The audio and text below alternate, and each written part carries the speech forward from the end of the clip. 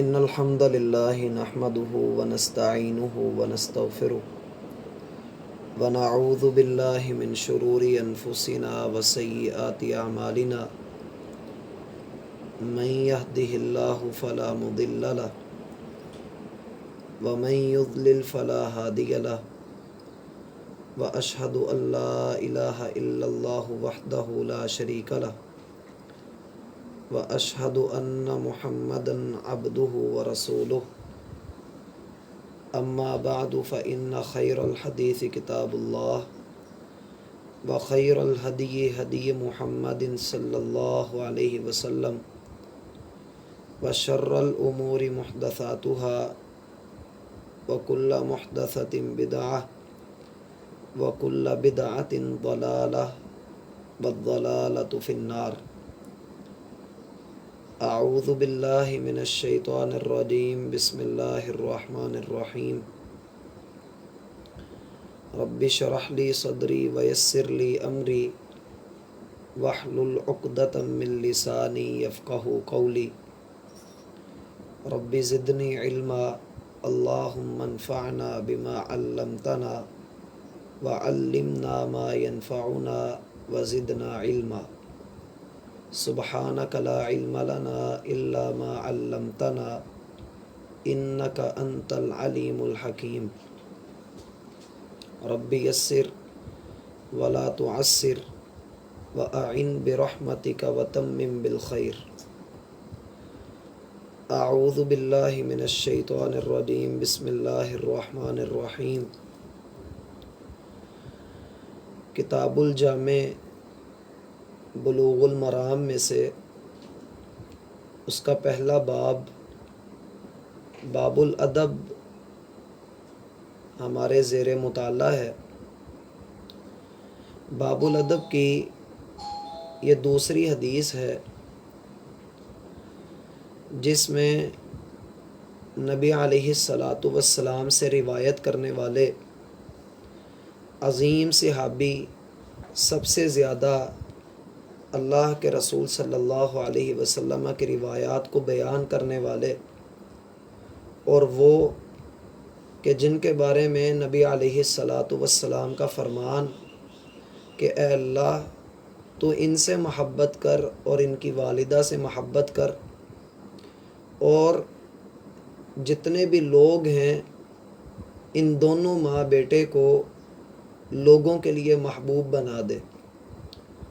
سیدنا ابو ہریرہ رضی اللہ عنہ وہ اس روایت کے راوی ہیں، بیان کرتے ہیں کہ قال رسول اللہ صلی اللہ علیہ وسلم، رسول اللہ صلی اللہ علیہ وسلم نے ارشاد فرمایا، انظروا تم دیکھو، الا اس کی طرف، من ہوا اسفلا جو نیچے ہے، جو نچلے درجے پر ہے، منکم تم سے، ولا تنظروا اور نہ تم دیکھو، الی من ہوا فوقکم اس کی طرف جو تم سے اوپر والے درجے پر ہے، فہو اجدر پس یہ بات زیادہ راجح ہے، زیادہ مضبوط ہے، زیادہ اچھی ہے، تمہارا یہ عمل یہ بہتر ہے، یہ اس بات کے قریب ہے اور یہ اس بات کا حق رکھتا ہے، اللہ تزدروا یہ کہ تم حقیر نہ سمجھو، نعمت اللہ علیکم اپنے اوپر اللہ کی نعمتوں کو۔ متفق علیہ۔ یہ حدیث ادب کے باب کے اندر ذکر کرنا علامہ ابن حجر العسقلانی رحمہ اللہ کی عظیم فقاہت کی طرف بھی اشارہ ہے کہ باب الادب کی دوسری حدیث ہی انہوں نے اس حوالے سے نقل کر دی کہ انسان کی زندگی میں کامیابی کا اور زندگی گزارنے کا معیار کیا ہونا چاہیے؟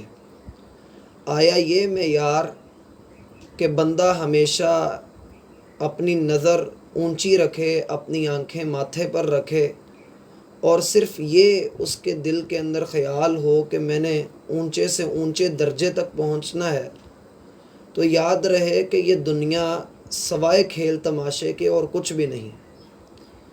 حدیث میں جو سب سے پہلی بات بتائی گئی ہے وہ حکم دیا گیا ہے، اور حکم کس بات کا ہے کہ انظروا، حکم یہ ہے کہ تم اس کی طرف دیکھو جو تم سے نچلے درجے پر ہے۔ یہ اس حکم کی علت بیان کی جا رہی ہے اور حکم کی تفصیل بیان کی جا رہی ہے کہ اگر تم نے دیکھنا ہی ہے تو تم نچلے درجے والے کی طرف دیکھو۔ یہاں یہ بات ذہن میں رکھ لیں کہ یہاں یہ کہنا کہ تم دیکھو اپنے سے نچلے درجے والے پر مراد ہے کہ دنیاوی نعمتوں کے اعتبار سے، دنیاوی معاملات کے اعتبار سے تم اپنے سے نچلے درجے والے کو دیکھو، اس کو مت دیکھو جو تم سے اوپر والے درجے کا ہے۔ یہ قناعت کا راستہ ہے، اور نبی علیہ الصلاۃ والسلام نے اس کی طرف ہماری رہنمائی فرمائی ہے۔ بات یہ ہے کہ اگر کوئی بندہ قناعت کا راستہ اختیار نہیں کرتا، جتنا اس کو اللہ رب العالمین نے عطا کیا ہے وہ اس کے اوپر راضی نہیں رہتا، اور وہ اللہ رب العالمین کے دیے ہوئے رزق کی بجائے لوگوں کے مال کی طرف نگاہ دوڑاتا ہے، تو ایسے شخص کو یہ نصیحت بھی کی جا رہی ہے۔ اور دوسری بات یہ ہے کہ یہ اخلاقی حوالے سے ہی بڑا بدتر معاملہ ہے کہ بندہ دنیاوی معاملات میں دوسروں کو دیکھے اور ان لوگوں کو دیکھے جو اس سے بڑھ کر نعمت والے ہیں۔ دنیا میں اللہ رب العالمین نے بعض لوگوں کو بعض لوگوں پر فضیلت عطا فرمائی ہے۔ مثلا یہ کہ سورۃ النحل میں اللہ رب العالمین کا فرمان ہے کہ واللہ فضل بعضکم علی بعض فی الرزق، اللہ نے تمہیں رزق کے اعتبار سے بعض کو بعض کے اوپر فضیلت عطا فرمائی ہے۔ کچھ لوگوں کو اللہ نے غنا عطا کیا ہے، ان کو مال عطا کیا ہے، ان کو اللہ رب العالمین نے خوبصورتی عطا کی ہے، نوکر چاکر ہیں، اہل و عیال ہیں، ان کے پاس یہ دنیا کی نعمتیں کثیر تعداد کے اندر موجود ہیں۔ اور کچھ وہ لوگ ہیں جو اس لیول کے نہیں ہیں بلکہ نچلے درجے والے ہیں، تو نبی علیہ الصلاۃ والسلام نے دونوں کو ہی اس بات کی نصیحت فرمائی کہ آپ اپنے سے نچلے درجے والے کی جانب دیکھیں، اونچے والے کی جانب نہ دیکھیں۔ اس حدیث کے اندر اس بات کی طرف اشارہ بھی ملتا ہے کہ انسان دنیا سے بے رغبتی اختیار کرے۔ اگر ہم دنیا کے اندر رہتے ہوئے دوسروں کی طرف نگاہ دوڑائیں گے اور اپنے پاس موجود چیز کو حقیر سمجھیں گے اور یہ خیال کریں گے کہ اگلے کے پاس جو چیز موجود ہے کاش کہ وہ مجھے بھی مل جائے، اور دنیا کے لیے ہم محنت کریں، نبی علیہ الصلاۃ والسلام نے اسی بات کو اس حدیث کے اندر واضح طور پر فرمایا کہ فَهُوَ أَجْدَرُ اللہ تزدروا نعمت اللہ علیکم، تمہارا یہ عمل کہ تم اپنے سے نچلے درجے والے کی جانب دیکھو گے تمہیں اللہ رب العالمین کی نعمت کی پہچان کروائے گا، اور یہ اس بات کے بڑا قریب ہے کہ تم اللہ کی نعمت کو حقیر نہیں سمجھو گے۔ اس کے اوپر بھی انشاءاللہ ہم تفصیلی گفتگو کریں گے، لیکن فی الوقت یہ ذہن میں رکھ لیں کہ انسان کے دل میں جب دنیا کی محبت غالب آ جاتی ہے اور وہ دنیا کے ساتھ رغبت اور شوق رکھتا ہے، وہ دنیا کی زندگی کو ہمیشگی کی زندگی سمجھ لیتا ہے، تو پھر اس کے دل میں یہ خیالات پیدا ہوتے ہیں کہ اس کی زندگی ہو تو لگژری لائف ہو، اس کا سٹائل ہو تو سب سے اعلیٰ ہو، اس کا رہن سہن ہو تو سب سے بہترین ہو، اس لیے وہ دنیا کے مال کو کمانے کے لیے محنت کرتا ہے۔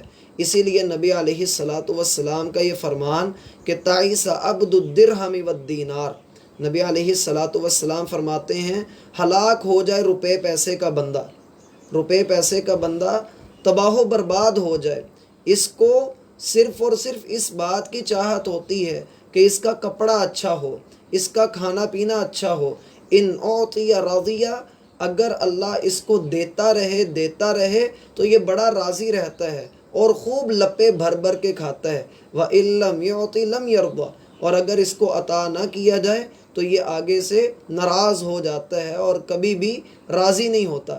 نبی علیہ الصلاۃ والسلام کا یہ فرمان کہ الدنیا سجن المؤمن، یہ دنیا مومن کے لیے قید خانہ ہے اور کافر کے لیے یہ جنت ہے۔ اللہ رب العالمین کا فرمان ہے یا ایہا الناس ان وعد اللہ حق فلا تغرنکم الحیات الدنیا، لوگو اللہ کا وعدہ حق ہے، اللہ کے وعدے کے اندر کوئی بھی شک نہیں۔ فلا تغرنکم الحیات الدنیا، دنیا کی زندگی کہیں تمہیں دھوکے میں نہ ڈال دے۔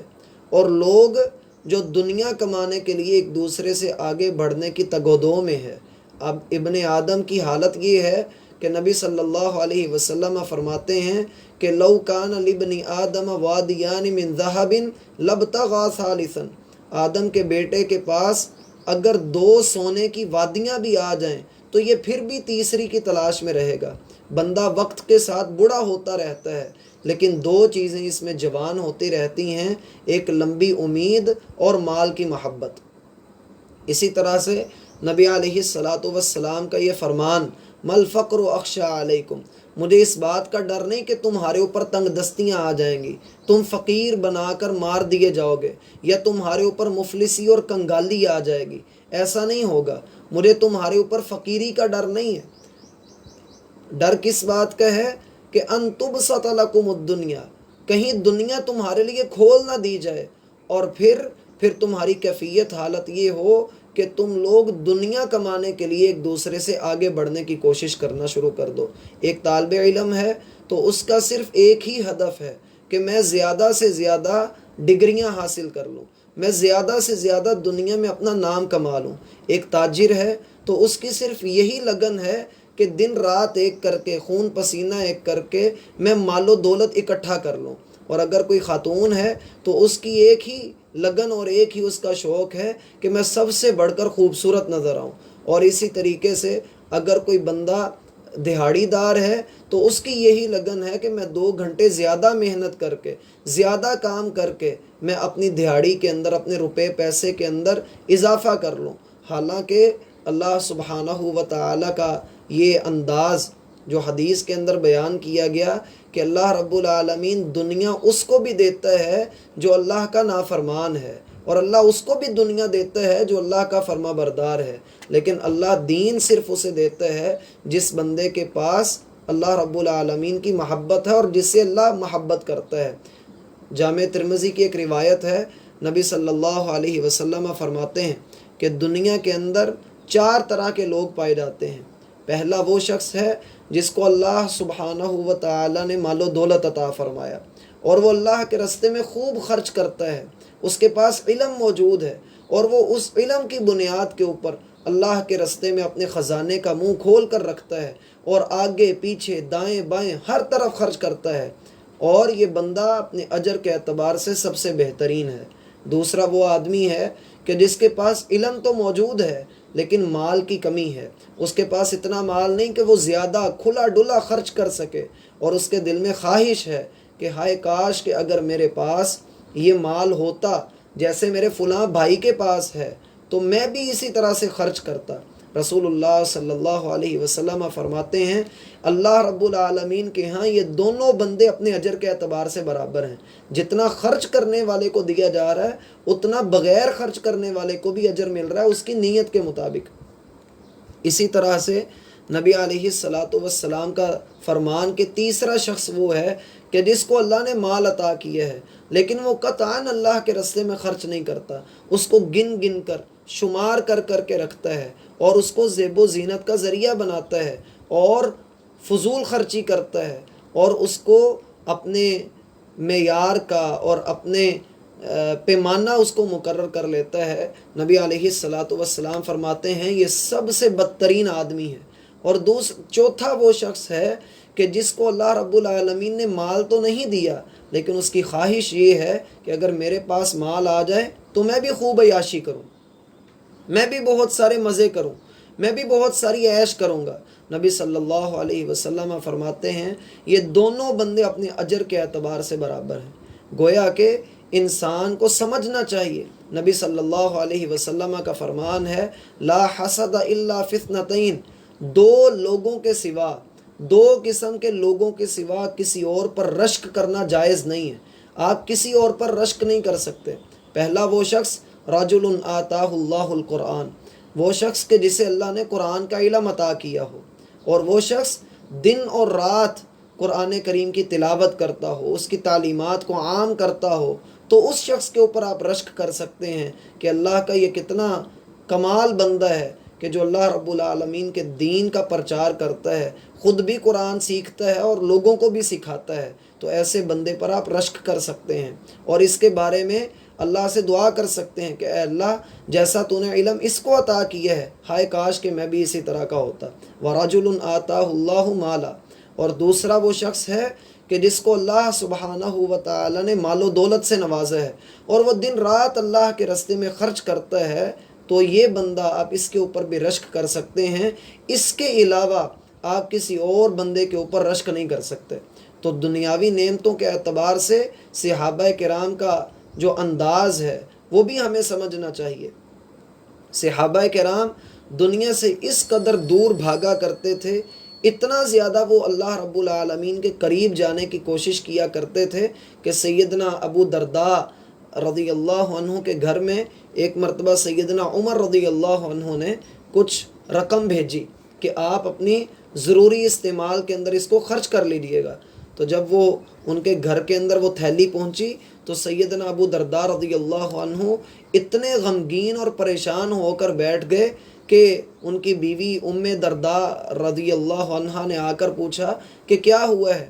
کہا بہت بڑی بری خبر میرے گھر کے اندر آئی ہے۔ کہا کیا امیر المؤمنین عمر بن خطاب انتقال کر گئے ہیں؟ کہا نہیں، اس سے بھی بڑھ کر بری خبر ہے۔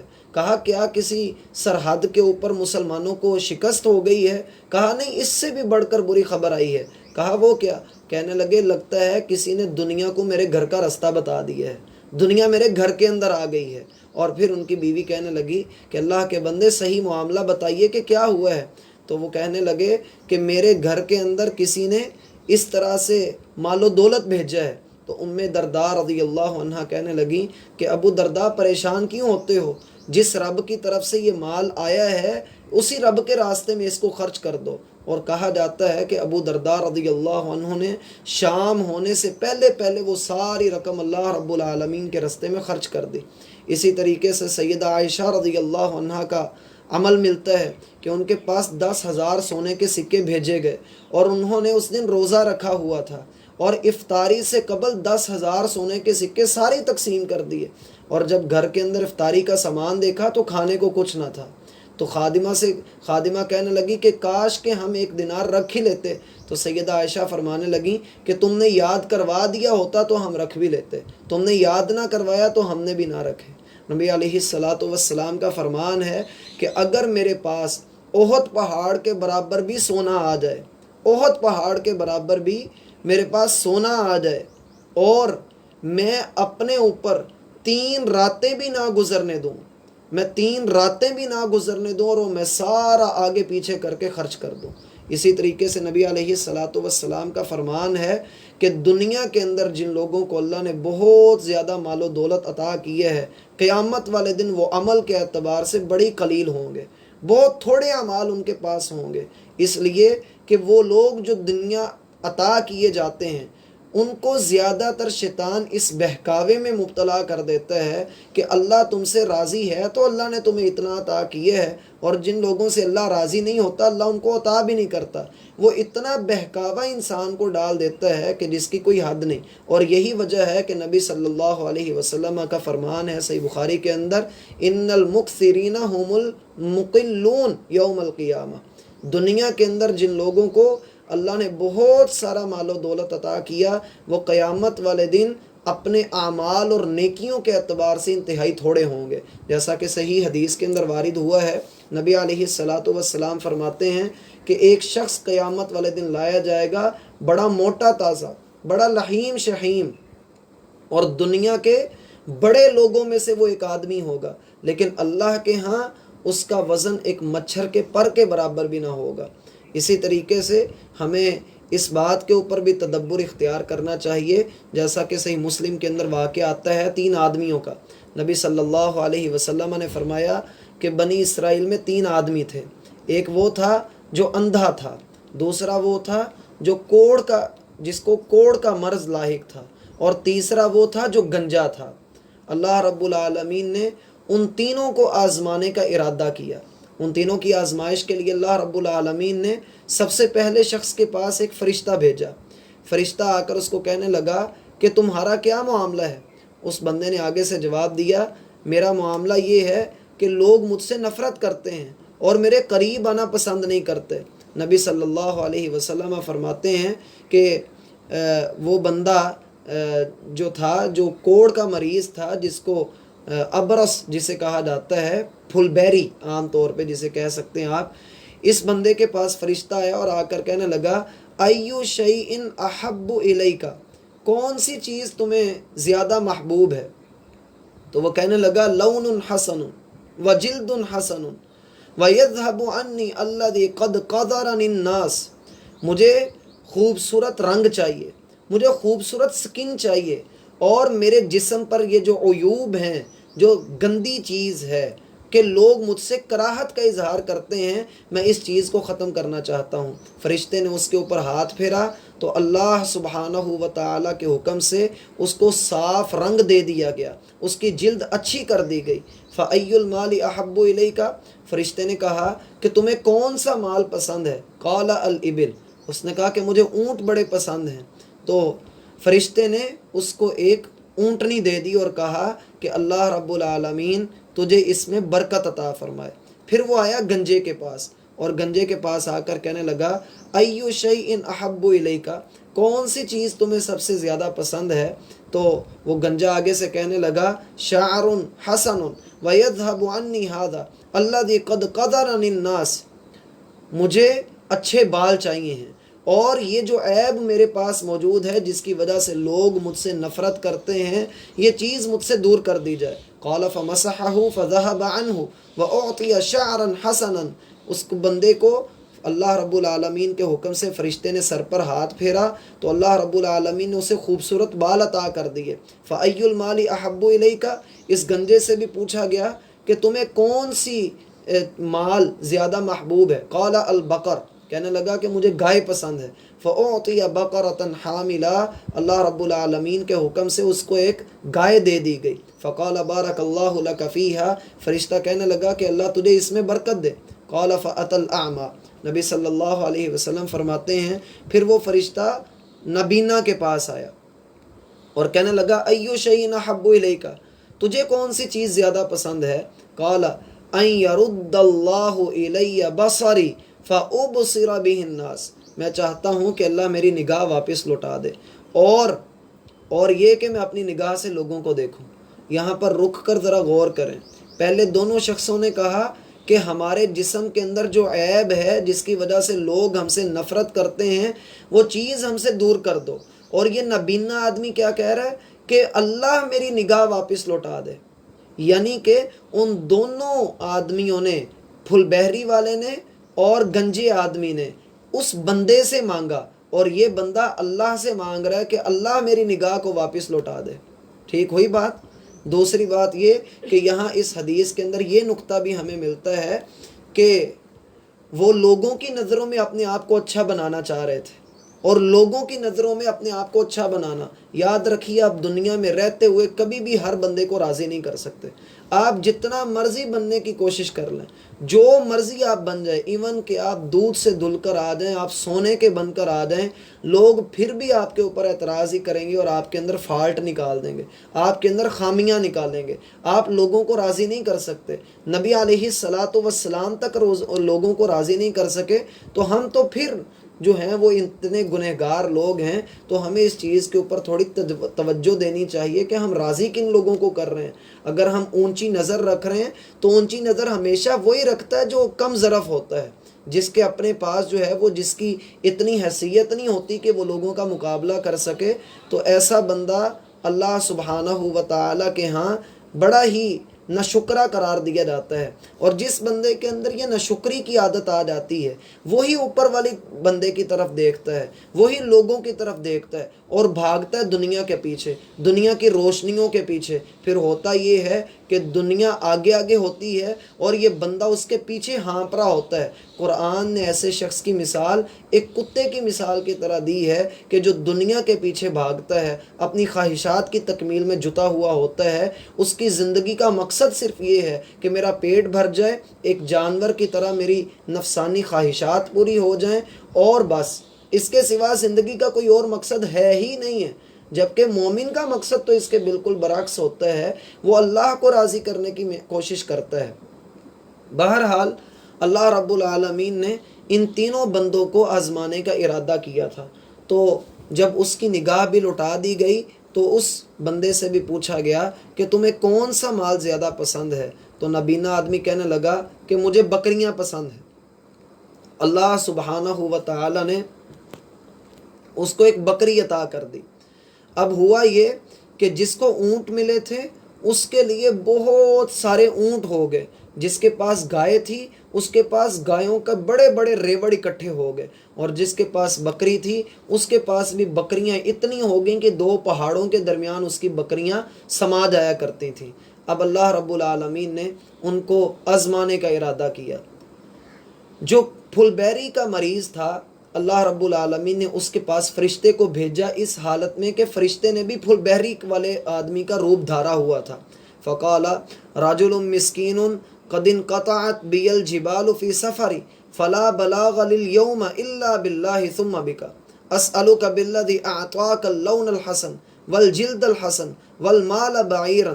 وہ آدمی آیا اور کہنے لگا میں بڑا مسکین آدمی ہوں۔ اب فرشتہ اسے کہہ رہا ہے کہ میں مسکین آدمی ہوں اور میرا سارا جو مال ہے وہ سارا تباہ ہو گیا، اور اللہ کے بعد آج تم ہی میرا سہارا ہو۔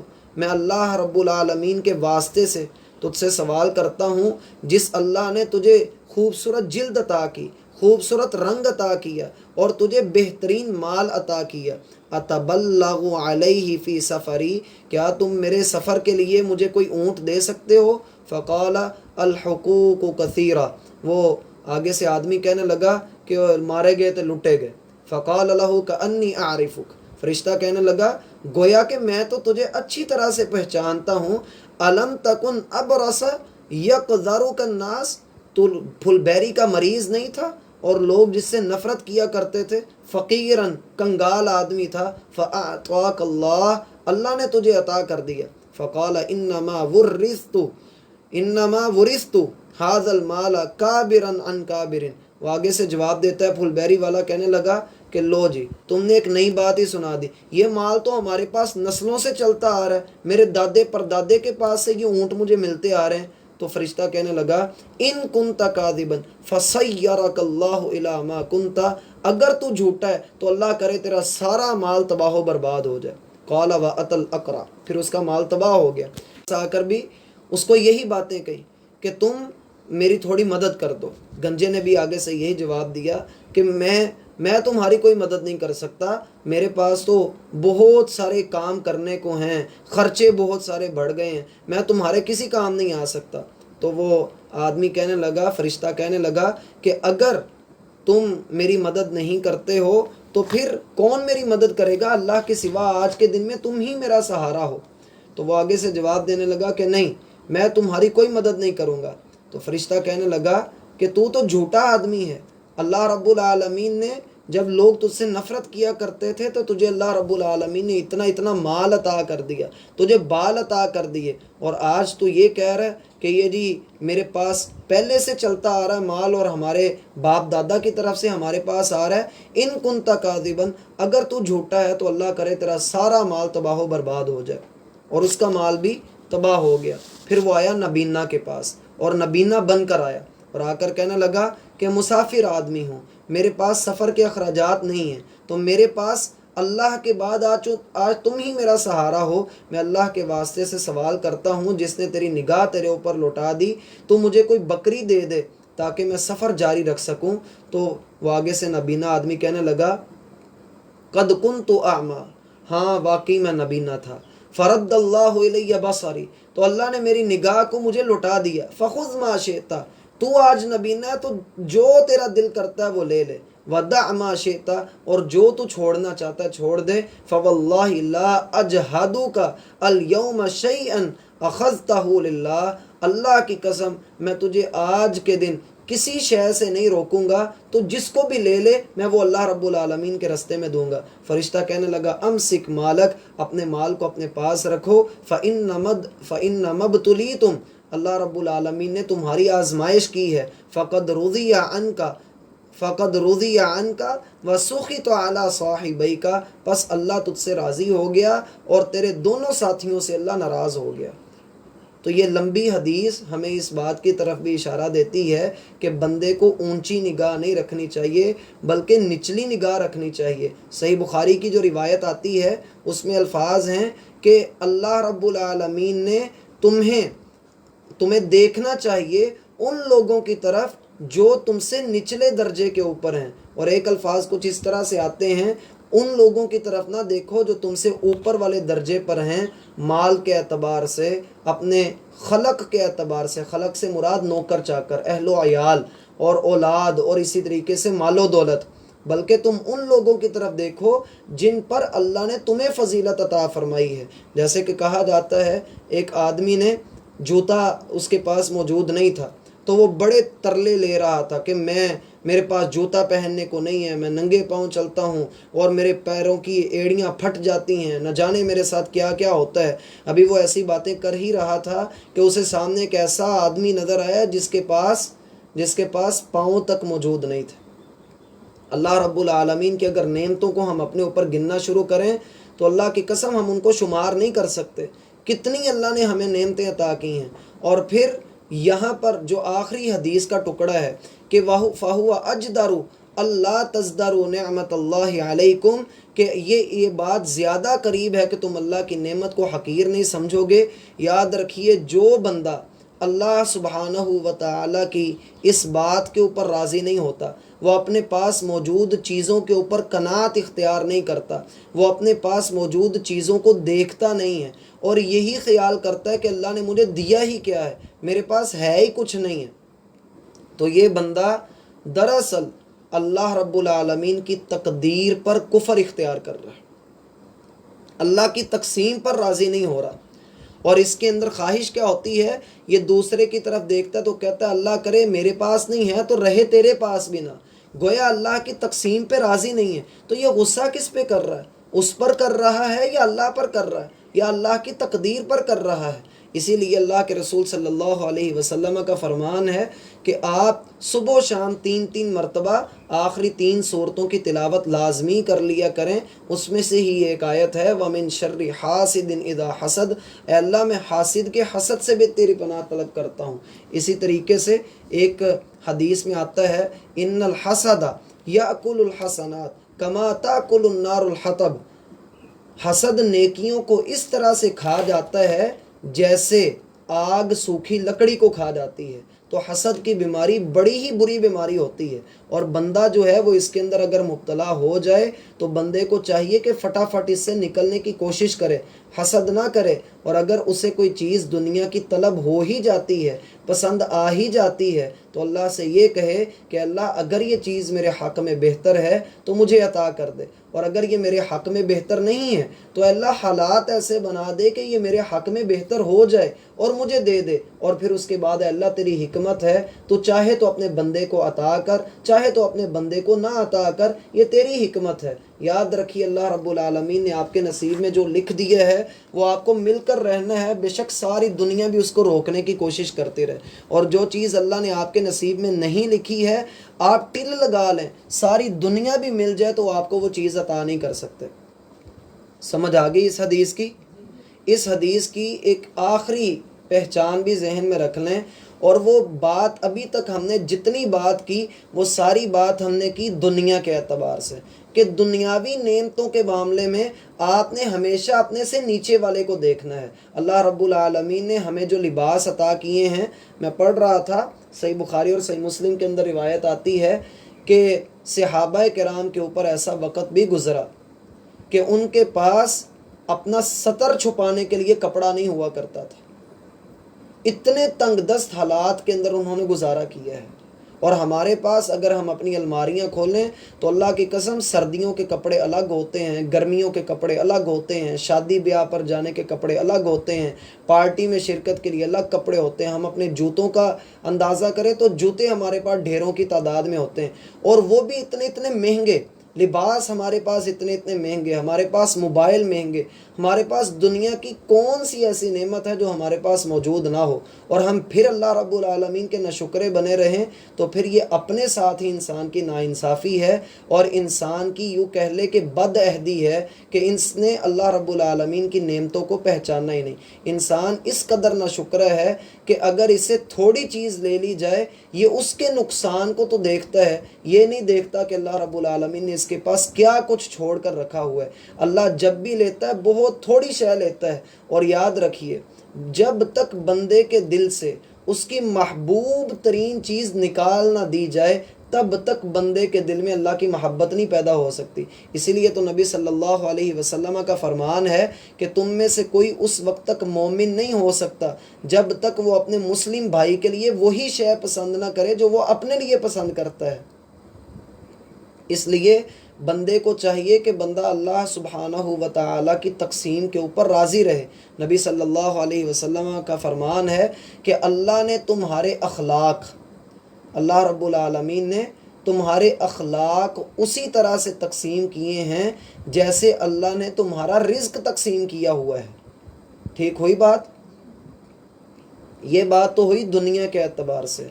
اگر بات آ جائے دین کی تو پھر ہم کس کی طرف دیکھیں؟ آیا تب بھی اپنے سے نیچے والے کی طرف ہی دیکھیں؟ نہیں، تب ہم اپنے سے اوپر والے کی طرف دیکھیں گے کہ فلاں بندہ نیکی میں ہم سے سبقت لے گیا، فلاں بندہ ہم سے آگے بڑھ گیا. جیسا کہ ہم صحابہ کرام کو دیکھیں گے، ہم سلف صالحین کو دیکھیں گے کہ وہ لوگ نیک اعمال میں کس قدر جلدی کیا کرتے تھے، کتنے حریص تھے وہ نیک اعمال کے. تو ہمیں پھر ان کی طرف دیکھنا پڑے گا. آپ یوں کہہ لیں کہ جب اطاعت کے، شریعت کے، اللہ کی فرما برداری کے، عبادت کے کاموں کی بات آئے گی تو پھر ہم اپنے سے اوپر والوں کی طرف دیکھیں گے. آپ نے سورۃ الحدید میں پڑھا سابقوا الی مغفرۃ من ربکم، اپنے رب کی مغفرت کی طرف سبقت لے جانے کی کوشش کرو، ایک دوسرے سے آگے بڑھنے کی کوشش کرو. تو یہ تب ہی ممکن ہے کہ جب ہم اپنے سے اوپر والے کو دیکھیں گے دین کے اعتبار سے. لیکن جب بات ہوگی دنیا کی تب ہم اپنے سے نچلے درجے والے کو ہی دیکھیں گے. اور میں پھر کہوں گا کہ بندے کو قناعت اختیار کرنی چاہیے، اپنے آپ کو دیکھ لینا چاہیے کہ اللہ نے مجھے کتنا کچھ عطا کیا ہے. دیکھیے اللہ نے ہمیں زبان عطا کی ہے، معاشرے کے کتنے لوگ ایسے ہیں جو گونگے ہیں. اللہ نے ہمیں سماعت عطا کی ہے، کتنے لوگ ایسے ہیں جو بہرے ہیں. اللہ نے ہمیں بصارت عطا کی ہے، کتنے ایسے ہیں جو نابینا ہیں. اللہ سبحانہ و تعالیٰ نے ہمیں صحیح سالم جسم عطا کیا ہے، ہاتھ جوڑ ہمارے اللہ رب العالمین نے ہمارے بالکل صحیح بنائے ہیں. اور پھر سب سے بڑھ کر یہ کہ اللہ رب العالمین نے ہمیں عقل اور فہم عطا کیا ہے. وگرنہ ہم معاشرے میں دیکھتے ہیں کہ بڑے بڑے خوبصورت لوگ جو ہیں ان کے پاس عقل موجود نہیں، اور ہم ان کو کہتے ہیں کہ یہ اب نارمل لوگ ہیں. تو اس لیے بندے کو اللہ کی نعمتوں کا ہر وقت شکر ادا کرتے رہنا چاہیے. ایک مرتبہ میں نے آپ کو وہ واقعہ سنایا تھا، میرے ذہن میں بھی اس عالم دین کا نام نہیں ہے جو سیدنا عبداللہ بن مسعود رضی اللہ عنہ کے شاگرد تھے. راوی بیان کرتا ہے کہ میں نے اس شخص کو دیکھا کہ نابینا آدمی ہے، اس کی دونوں ٹانگیں کٹی ہوئی ہیں، دونوں ہاتھ کٹے ہوئے ہیں، اور صحرا کے اندر ہے، اور اس کے ہونٹ ہل رہے ہیں. تو میں نے قریب ہو کر سنا تو وہ کیا کہہ رہا ہے، اللہ تیرا بڑا شکر ہے کہ تو نے مجھے اپنی مخلوق میں سے ہر ایک کے اوپر فضیلت عطا کی ہوئی ہے. یہ ہے اللہ کا شکر کہ اللہ آپ کو جس حال میں بھی رکھے آپ اللہ کا شکر ادا کریں. ہاں اگر آپ چاہتے ہیں کہ آپ کے اوپر دنیا میں کوئی مصیبت نہ آئے تو جب بھی آپ کسی مصیبت زدہ شخص کو دیکھیں تو اللہ کا شکر ادا کریں اپنے دل کے اندر کہ اللہ تیرا بڑا شکر ہے کہ تو نے مجھے اس مصیبت کے اندر مبتلا نہیں کیا. جیسا کہ آج کل کرونا وائرس کی ہم خبریں سنتے ہیں تو ہمیں اللہ کا شکر ادا کرنا چاہیے کہ اللہ تو نے ہمیں اس مصیبت میں مبتلا نہیں کیا، تو نے ہمیں اپنی مخلوق میں سے کئی ایک کے اوپر اللہ تو نے فضیلت عطا فرمائی ہے۔ نبی صلی اللہ علیہ وسلم فرماتے ہیں کہ جو بندہ یہ کلمات کہہ دیتا ہے اوفیا من ذالک، اللہ رب العالمین موت تک اس کو عافیت عطا کر دیتا ہے۔ اسی طریقے سے یہ جو بسم اللہ الذی لا یضر والی دعا ہے، نبی صلی اللہ علیہ وسلم کا فرمان ہے کہ تمہارے اوپر کوئی مصیبت نہیں آئے گی۔ اس حدیث کے کراوی ہیں ابو ابان، ان کو فالج ہوا تھا، ان کے جسم کو فالج ہوا تھا، تو اپنے ایک شاگرد کو یہ حدیث سنائی اور کہا کہ بیٹے جس دن بھی تم یہ پڑھ لو گے تمہیں فالج نہیں ہوگا۔ تو شاگرد کہنے لگا کہ استاد محترم آپ کو تو خود فالج ہوا ہے۔ تو کہنے لگے کہ ایک دن میں کسی وجہ سے اس دعا کو پڑھنا بھول گیا، اسی دن مجھے فالج ہو گیا۔ تو بندے کو چاہیے کہ بندہ اللہ سبحانہ و تعالی سے خوب دعائیں کرے اور شکر گزار بندہ بنے۔ اس حدیث کی سمجھ آ گئی؟ آخر پر ایک بات لکھی ہوئی ہے متفقن علیہ، متفقن علیہ، یہ احادیث کی اصطلاح ہے، ایک ٹرمنالوجی ہے۔ آپ یوں کہہ لیں کہ متفقن علیہ کا لفظ وہاں پر آتا ہے جہاں پر امام بخاری اور امام مسلم رحمۃ اللہ علیہ اس حدیث کے اوپر متفق ہوں۔ مراد ہے کہ امام بخاری نے بھی اس کو اپنی کتاب کے اندر نقل کیا ہو اور امام مسلم نے بھی اس کو اپنی کتاب کے اندر نقل کیا ہو، اس حدیث کو متفقن علیہ کہتے ہیں۔ ٹھیک ہوئی بات؟ اب حدیث جو صحیح مسلم کے اندر ہے اس کے اور صحیح بخاری کے دونوں کے الفاظ میں فرق ہے لیکن معنی دونوں کا ایک ہے۔ ٹھیک ہوئی بات؟ الفاظ میں فرق ہے لیکن معنی دونوں کا ایک ہے۔ جب معنی دونوں کا ایک ہے تو اس اعتبار سے دونوں متفقن علیہ ہیں۔ ٹھیک ہوئی بات؟ اس کو پڑھنا کیسے ہے؟ متفقن علیہ، تا کے اوپر شد آئے گی۔ ٹھیک ہے جی؟ آگے چلیں۔ اگلی حدیث ہے سیدنا نواس بن سمعان۔ نواس نہیں پڑھنا، اس کو پڑھنا ہے نواس، واو کے اوپر شد کے ساتھ۔ نواس بن سمعان، ان کو ان نواس بھی کہا جاتا ہے۔ نواس یعنی نون اکیلے کے ساتھ اور الف لام ان کے اوپر داخل کر کے، ان نواس بن سمعان۔ ٹھیک ہوئی بات؟ ان نواس بن سمعان یہ شام کے رہنے والے تھے، نبی صلی اللہ علیہ وسلم کے ساتھ آ کر 1 سال تک یہ مدینہ میں رہے۔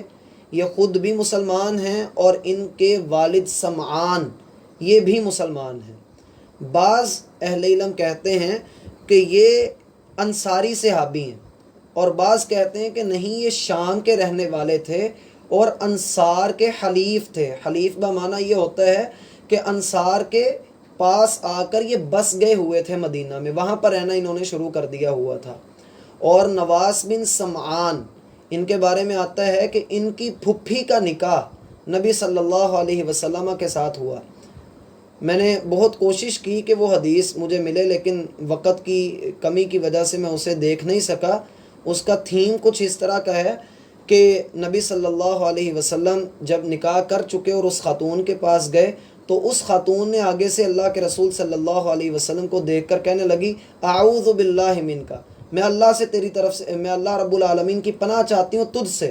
تو نبی صلی اللہ علیہ وسلم نے اسے اس کے گھر بھیج دیا اور کہا کہ یہ تو پہلے ہی پناہ مانگ رہی ہے تو یہ درست نہیں ہے اور اس نے جو ہے وہ اچھی بات نہیں کی۔ تو نبی صلی اللہ علیہ وسلم نے اس کو وہاں سے بھیج دیا اور طلاق دے دی۔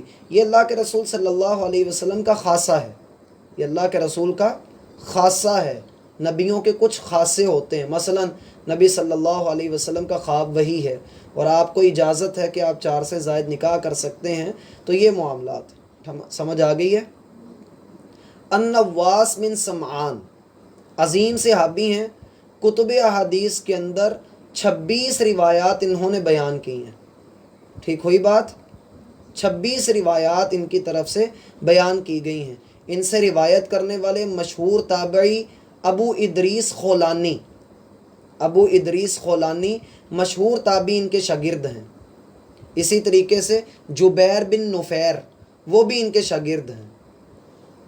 سمجھ آتی ہے بات کی؟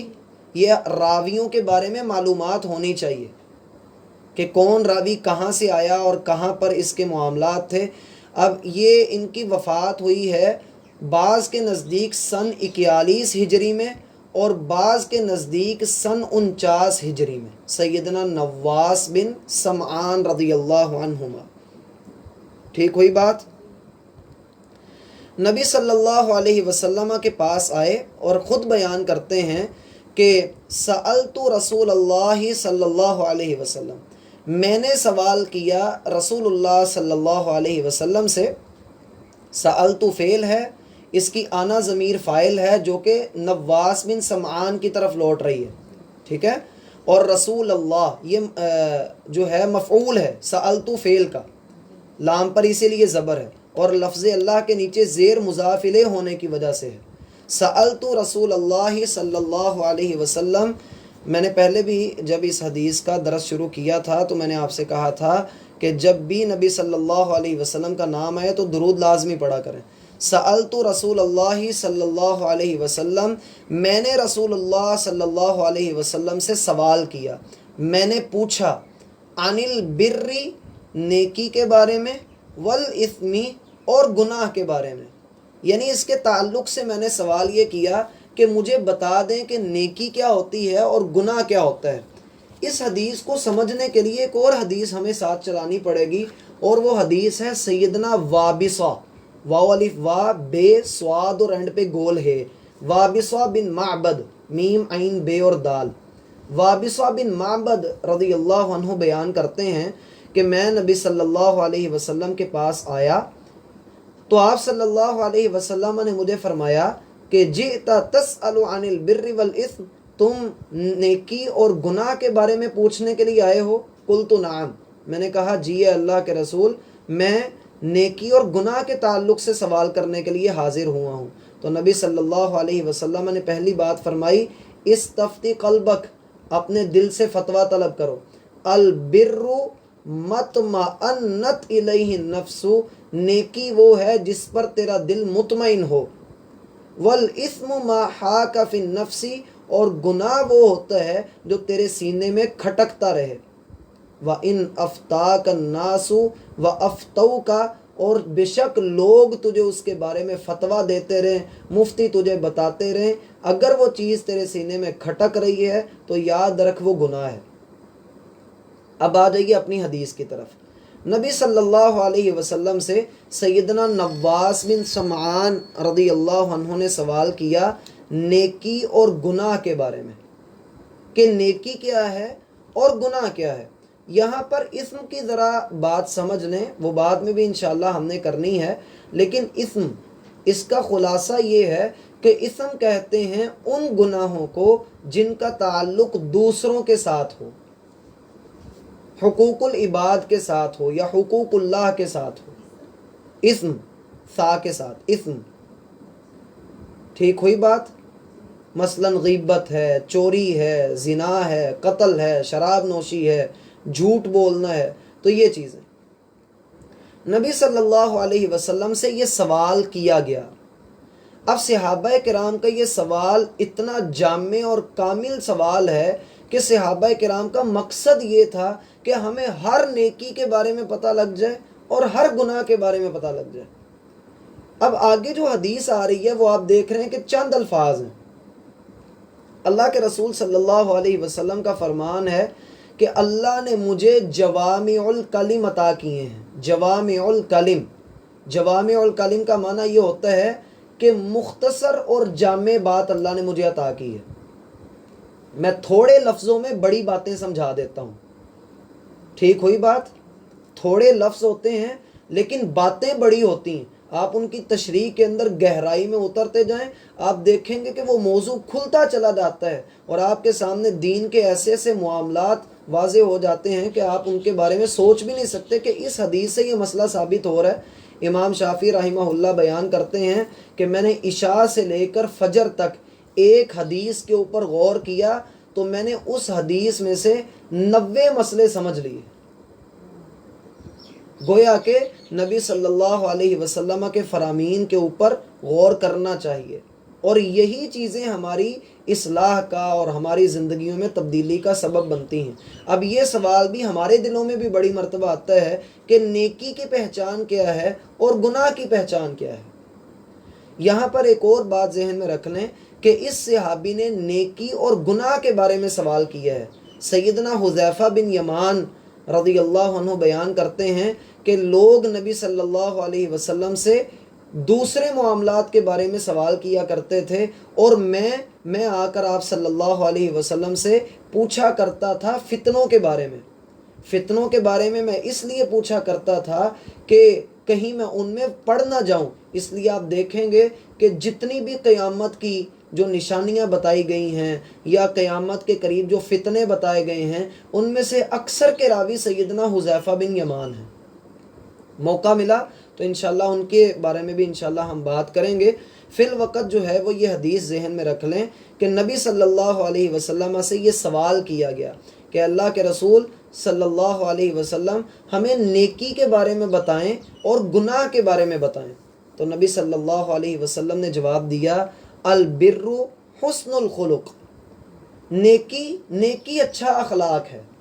حسن الخلق، اب اس میں عام طور پر جو آپ کے ذہنوں کے اندر بات آئے گی، ممکن ہے کہ وہ یہ بات ہو کہ لوگوں کے ساتھ اچھا برتاؤ کرنا، اچھے اخلاق والا ہونا، لوگوں کی طرف سے دیے گئے تانے، ان کی طرف سے دی گئی تکالیف، ان کے اوپر صبر کا اظہار کرنا، تو یہ چیزیں حسن اخلاق کے اندر آتی ہیں۔ ایسا ہی ہے، لیکن بات یہ ہے کہ نبی صلی اللہ علیہ وسلم نے یہاں پر حسن الخلق کے الفاظ استعمال فرمائے ہیں، جس کا معنی وسیع ہے۔ اس کے دو معنی ہیں، آپ ایک معنی کو ذکر کر رہے ہیں اور یہ ایک معنی یوں کہہ لیں کہ 50% آپ نے کور کر لیا، دوسرا 50% بھی انشاءاللہ ہم دیکھیں گے، لیکن اپنی ترتیب کو ذرا سیدھا کر لیجیے۔ ترتیب اس ٹکڑے کی، ان دو لفظوں کی یہ ہے کہ حسن الخلق اللہ کے رسول صلی اللہ علیہ وسلم نے کھلا ڈلا لفظ ذکر کر دیا ہے۔ کیا اللہ رب العالمین کا جو ہے حق نہیں بنتا کہ ہم اللہ کے ساتھ بھی اچھا اخلاق اپنائیں؟ اللہ کے ساتھ اچھا اخلاق کیا ہے؟ انشاءاللہ آج ہم تراویح میں بھی یہ آیت پڑھیں گے۔ نبی صلی اللہ رب العالمین کا فرمان ہے، لیس البر، لیس البر، وہاں پر بھی البر کے الفاظ ہیں، ان تولوا وجوہکم قبل المشرق والمغرب، نیکی یہ نہیں ہے کہ تم مشرق کی طرف یا مغرب کی طرف منہ کر کے نماز پڑھو، وَلَكِنَّ الْبِرَّ مَنْ آمَنَ بِاللَّهِ وَالْيَوْمِ الْآخِرِ، نیکی یہ ہے کہ اللہ پر ایمان لایا جائے اور یوم آخرت کو تسلیم کیا جائے، یہ بھی نیکی ہے۔ تو اللہ کے ساتھ نیکی بندہ کیسے کرے گا؟ مطلب یہ ہے کہ اللہ کے ساتھ بندہ حسن اخلاق کیسے اختیار کرے گا؟ نبی صلی اللہ علیہ وسلم کے بارے میں پوچھا گیا سیدہ عائشہ رضی اللہ عنہا سے، نبی صلی اللہ علیہ وسلم کے اخلاق کیسے ہیں؟ تو سیدہ عائشہ فرمانے لگیں، کان خلقہ القرآن، نبی صلی اللہ علیہ وسلم کے اخلاق قرآن ہی تو ہیں، تم قرآن کو پڑھو تمہیں پتہ لگ جائے گا۔ اب نبی اخلاق کے اندر، حسن الخلق کے اندر کون کون سی چیزیں آ سکتی ہیں؟ حسن الخلق میں نماز ہے، صدقہ ہے، روزہ ہے، حج ہے۔ اسی لیے تو رسول اللہ صلی اللہ علیہ وسلم نے اس کو مطلقاً ذکر کر دیا کہ نیکی حسن اخلاق ہے۔ اگر بندہ نیکی اختیار نہیں کرتا تو اس کا دل غیر مطمئن رہے گا، اور پھر ایک وقت آئے گا کہ اس کی روح تڑپ تڑپ کر جو ہے وہ مرنے کے قریب ہو جائے گی، جسے آپ ضمیر کا مرنا کہتے ہیں۔ اور پھر یہ کیفیت انسان کو اللہ سبحانہ و تعالی سے اتنا دور کر دیتی ہے، اتنا دور کر دیتی ہے کہ انسان گناہ کو گناہ بھی نہیں سمجھتا۔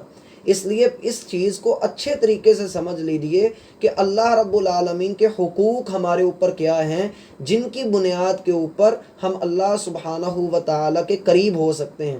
سیدنا معاذ بن جبل رضی اللہ عنہ بیان کرتے ہیں کہ میں نبی صلی اللہ علیہ وسلم کے ساتھ ایک مرتبہ گدھے پر سوار تھا، تو آپ صلی اللہ علیہ وسلم نے پوچھا، معاذ کیا تم جانتے ہو کہ اللہ رب العالمین کا کون سا حق ہے جو بندوں نے ادا کرنا ہے؟ تو میں نے کہا کہ اللہ اور اس کا رسول ہی بہتر جانتے ہیں۔ تو نبی علیہ الصلاۃ والسلام نے فرمایا، اللہ کا حق یہ ہے کہ بندے اسی کی عبادت کریں اور اس کے ساتھ کسی کو بھی شریک نہ ٹھہرائیں۔ تو پھر نبی صلی اللہ علیہ وسلم نے دوسرا سوال کیا کہ کیا تم جانتے ہو کہ بندوں کا کون سا حق ہے جو اللہ نے ادا کرنا ہے؟ تو میں نے کہا اللہ اور اس کا رسول بہتر جانتے ہیں۔ نبی صلی اللہ علیہ وسلم نے فرمایا کہ اگر بندے اللہ کے ساتھ کسی شے کو شریک نہ ٹھہرائیں، اللہ کی ہی بندگی کریں، تو اللہ پر حق ہے کہ اللہ ان کو جہنم سے آزاد کر دے اور جنت کے اندر داخل کر دے۔ اللہ رب العالمین کے ساتھ اپنے معاملات کو بندے کو درست رکھنا چاہیے۔ آپ اپنے معاملات کو سیدھا کیجیے اللہ کے ساتھ۔ آپ کھانا کھانے کے لیے بیٹھے ہیں، کوئی تک نہیں بنتا کہ آپ بسم اللہ پڑھنا بھول جائیں، کوئی تک نہیں بنتا کہ کھانا کھانے کے بعد آپ الحمدللہ کہنا بھول جائیں، اور کوئی تک نہیں بنتا کہ آپ نماز چھوڑیں۔ آپ کا حق نہیں ہے کہ آپ اللہ سبحانہ و تعالیٰ کی زمین پر رہ کر، اسی کا کھا کر، اسی کے دیے ہوئے رزق کو استعمال کر کے، اسی کی نعمتوں کے ذریعے ان کو گناہوں کے اندر استعمال کریں۔ اپنی آنکھوں کا غلط استعمال، ہاتھوں کا، اپنے وقت کا ضیاع، یہ آپ کے لیے بہتر نہیں ہے۔ اس لیے اللہ کے ساتھ اپنے معاملات کو اچھا کیجیے۔ انسان کو اپنی خون پسینے کی کمائیاں اور محنتیں تو یاد رہتی ہیں، لیکن وہ یہ بھول جاتا ہے کہ میرے اپنے مالک کے ساتھ معاملات کیسے ہیں۔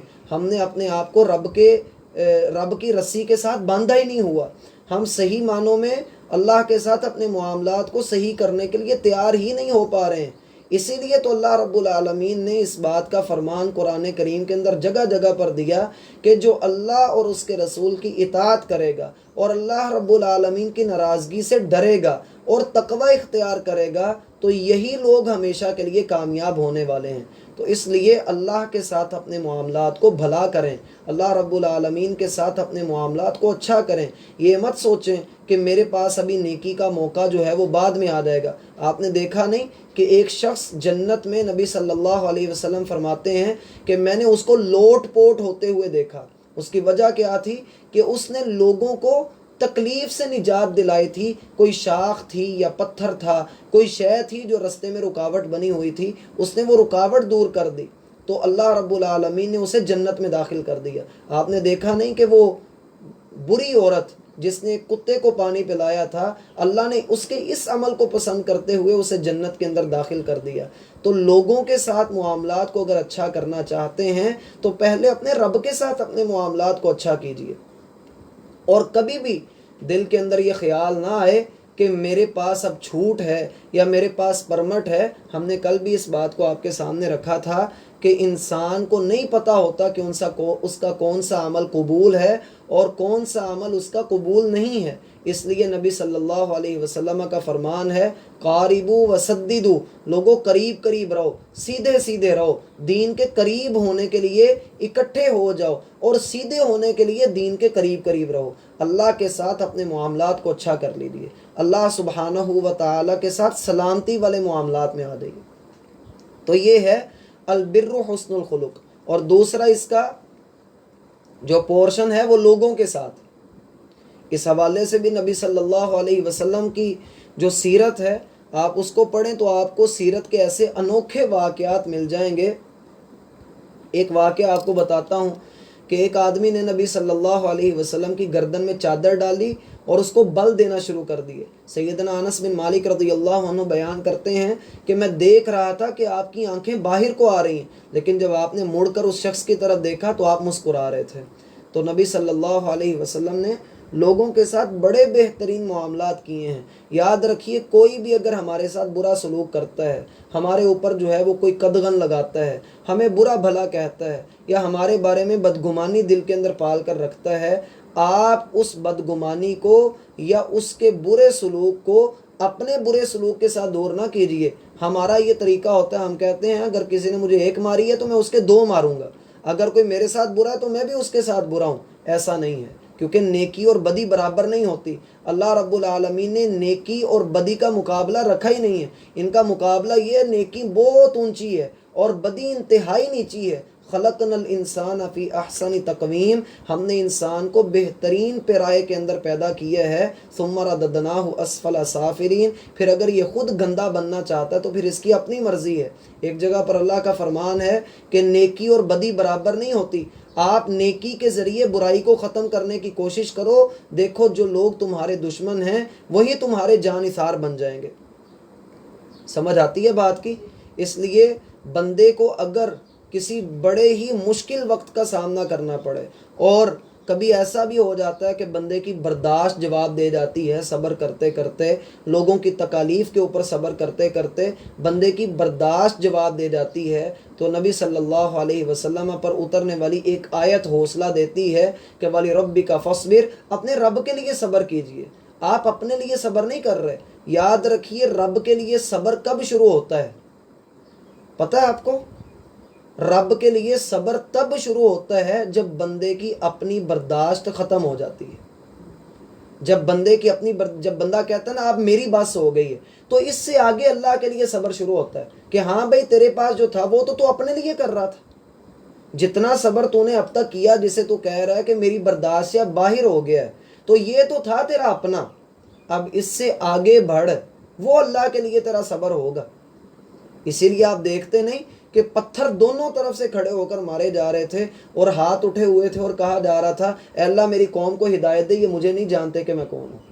یہ ہوتا ہے رب کے لیے صبر۔ اب ہم یہ کہیں کہ وہ تو نبی تھے، ہم ان کے درجے پر کیسے پہنچ سکتے ہیں؟ آپ کو یہ نہیں کہا جا رہا کہ آپ ان کے درجے پر پہنچیں، آپ کو یہ کہا جا رہا آپ ان کے رستے پر چلیں، آپ ان کے طریقے کو اپنائیں، آپ ان کے طریقے کو اختیار کریں۔ کیا ایسا ہوگا کہ ہم بھی پھر لوگوں کے ساتھ ٹیڑھے بن جائیں، ہم بھی لوگوں کی طرح ہی ٹیڑھے ہو جائیں، تو پھر معاشرے کے اندر صحیح بات کیا رہ جائے گی؟ کہا جاتا ہے کہ ایک آدمی ساحل سمندر پر جو مچھلیاں بکھری ہوئی تھیں اور تڑپ رہی تھیں، وہ ان کو اٹھا اٹھا کر سمندر میں پھینک رہا تھا، تو کسی شخص نے اسے کہا کہ یہاں پر تو کروڑوں کی تعداد میں مچھلیاں بکھری ہوئی ہیں، تم کس کس کو بچاؤ گے؟ تو اس آدمی نے ہاتھ میں ایک اور مچھلی پکڑی اور اسے دور پھینکا سمندر کے اندر، اور کہنے لگا چلو باقیوں کو نہ سی، یہ جس کو میں نے پھینکا اس کو تو فرق پڑا ہے نا، اس کو تو زندگی مل گئی ہے۔ ہمارا کیا ہوا نیکی کا ایک کام ظاہری طور پر کوئی تبدیلی نہ بھی لے کر آئے، لیکن وہ کفر کی اور گناہ کی بنیادوں کے اندر جا کر بیٹھ ضرور جاتا ہے، وہ ایک بیج ہے، اللہ نے چاہا تو وہ پھوٹے گا اور کل کو وہ ہمارے لیے ہی صدقہ جاریہ بنے گا۔ اس لیے بندے کو اپنا اچھا رویہ نہیں چھوڑنا چاہیے، حسن اخلاق نہیں چھوڑنا چاہیے۔ یہ ایک ایسی چیز ہے کہ بندے کے نماز، روزے، زکوٰۃ، حج کا اتنا وزن نہیں ہوگا جتنا آپ کے اچھے اخلاق کا وزن ہوگا۔ نبی صلی اللہ علیہ وسلم کا فرمان ہے کہ اچھے اخلاق والا بندہ اسی طرح ہے جیسے اللہ کے راستے میں جہاد کرنے والا اور رات کو تہجد ادا کرنے والا ہے۔ سمجھ آئی بات کی؟ یہ ہے نیکی۔ تو نیکی سبھی کو شامل کر رہی، حقوق اللہ کو بھی اور حقوق العباد کو بھی۔ یہاں حقوق اللہ اور حقوق العباد کے بارے میں پھر سے آپ کو ریویژن کرواؤں گا کہ لوگ یہ سمجھتے ہیں کہ حقوق العباد پورے کر لیے جائیں تو بس اللہ معاف کر ہی دے گا۔ بھائی پہلا سوال ہی نماز کے بارے میں ہونا ہے، آپ نے نماز ہی ادا نہیں کی اور والدین کی خدمت آپ نے جی جان لگا کر کی ہے، اللہ نے پہلا سوال آپ سے نماز کے بارے میں کرنا، آپ وہ ادا نہیں کر رہے، تو یاد رکھیے جو بندہ ایسا کرتا ہے وہ در حقیقت مفاد پرست ہے، جو اللہ کے حقوق نہیں بندوں کے حقوق ادا کر رہا، مفاد پرست ہے وہ آدمی۔ جی بندوں سے فائدہ لینے کے لیے، کہ کوئی اس کو بات نہ کرے، اور اپنی اس نیکی کی آڑ میں وہ گناہ کر رہا۔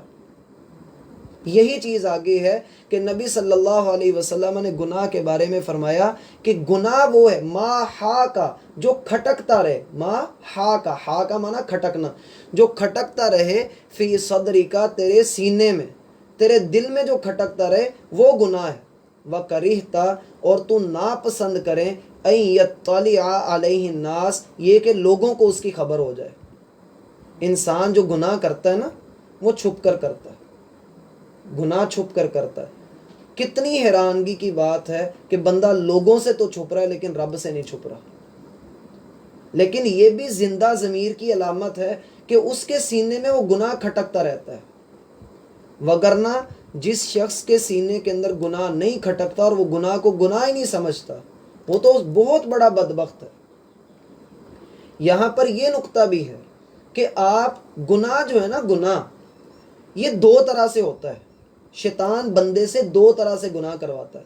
کبھی تو ایسا ہوتا ہے کہ شیطان انسان کے سامنے اچھی چیز لے کر آتا ہے، ظاہری طور پر وہ خیر ہوتی ہے، خیر کی آڑ میں بندے سے گناہ کروا لیتا ہے، جیسا کہ ابھی ہم نے مثال ذکر کی کہ بندہ نماز چھوڑ رہا ہے اور کہہ رہا ہے کہ میں والدین کی خدمت تو کرتا ہوں، اس کے بدلے میں وہ اس سے گناہ کروا رہا ہے، اور دوسری طرف وہ شر کو ہی اچھا بنا کر لے آتا ہے، شر کے ذریعے سے بندے سے گناہ کروا لیتا ہے۔ مثلاً یہ کہ بندے کو شراب نوشی کی طرف لے جاتا ہے اور کہتا ہے چل ایک گھونٹ لگا کر تو دیکھ۔ گناہ جو ہیں یہ پہلی بار میں بندہ کانپ جاتا ہے گناہ کرتے ہوئے، پہلی مرتبہ میں ایک سوٹا لگاتا ہے، پھر دوسرا اور پھر تیسرا، اور پھر چلتے چلتے چلتے چلتے بندہ نشے تک پہنچ جاتا ہے، پھر یہی چیز اس کی عادت بن جاتی ہے۔ بچنا چاہیے کہ کہیں انسان گناہوں کی عادت میں نہ پڑ جائے، اور اگر گناہ عادت بن جائیں تو آپ یقین مانیے پھر انسان کے سینے میں کھٹک ختم ہو جاتی ہے، وہ گناہ کو گناہ ہی نہیں سمجھتا۔ ہم نے کل خطبے میں بھی یہی بات ذکر کی تھی کہ انسان جب گناہ کو گناہ نہ سمجھے تو وہ گناہ بھی کبیرہ گناہ ہوتا ہے۔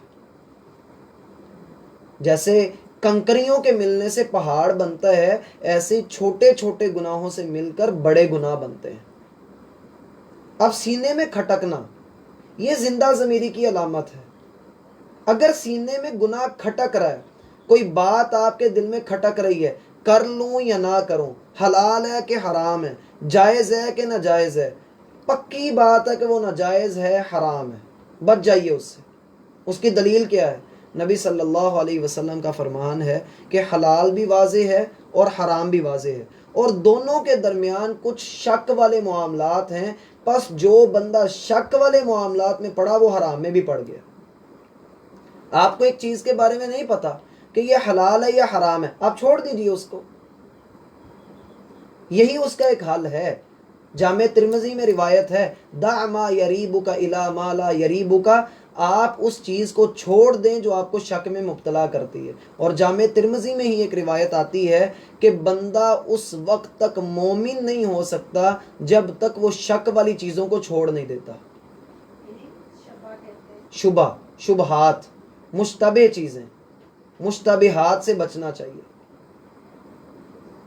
جو سینے میں کھٹک کا سبب بنے۔ وَكَرِهْتَ أَن يَطَّلِعَ عَلَيْهِ النَّاسِ، اور تم ناپسند کرو کہ کہیں لوگوں کو اس کی خبر نہ ہو جائے۔ کتنی انسان کی بدبختی ہے کہ وہ اللہ سے بات نہیں چھپا رہا اور لوگوں سے چھپا رہا۔ نبی صلی اللہ علیہ وسلم کا فرمان کہ میری امت کو اللہ ساری کو معاف کر دے گا سوائے مجاہرین کے۔ کہا مجاہر کون ہوتا ہے؟ نبی صلی اللہ علیہ وسلم نے فرمایا کہ جو بندہ گناہ کرے اور پھر اپنے گناہ کی خبر خود جا جا کر لوگوں کو دے، اپنے گناہ کے اوپر فخر کرنے والا بندہ۔ اور اس کی دو صورتیں، ایک صورت یہ کہ لوگوں کو رات کے اندھیرے میں اس نے گناہ کیا، لوگوں کو نہیں پتہ لگا، لوگوں کو نہیں پتہ لگا، اور اس نے صبح اٹھ کر پھر لوگوں کو خود بتایا۔ اور ایک صورت یعنی وہ اللہ اور اپنے درمیان پردے کو پھاڑ رہا ہے۔ تھک تو نہیں گئے؟ لگتا ہے سو گئے ہیں سارے۔ وَكَرِهْتَ أَن يَطَّلِعَ عَلَيْهِ النَّاسِ، اور اس کی دوسری صورت یہ ہے کہ انسان سر عام گناہ کرے۔ سر عام گناہ کرنا، جیسے ہم شادی بیاہ پر گانے لگا لیتے ہیں اونچی آواز، ناچ گانا کرتے ہیں اور غیر شرعی کام کرتے ہیں، اور انتہائی اور بھی کئی ایک معاملات ہیں جن میں ہم کھلے عام سر عام گناہ کر رہے ہوتے ہیں، تو ایسے لوگوں کو اللہ معاف نہیں کرے گا جن کو گناہ گناہ ہی نہیں لگتا ہے۔ یہ بھی انسان کی بڑی بدبختی ہوتی ہے کہ وہ گناہ کو گناہ ہی نہ سمجھے۔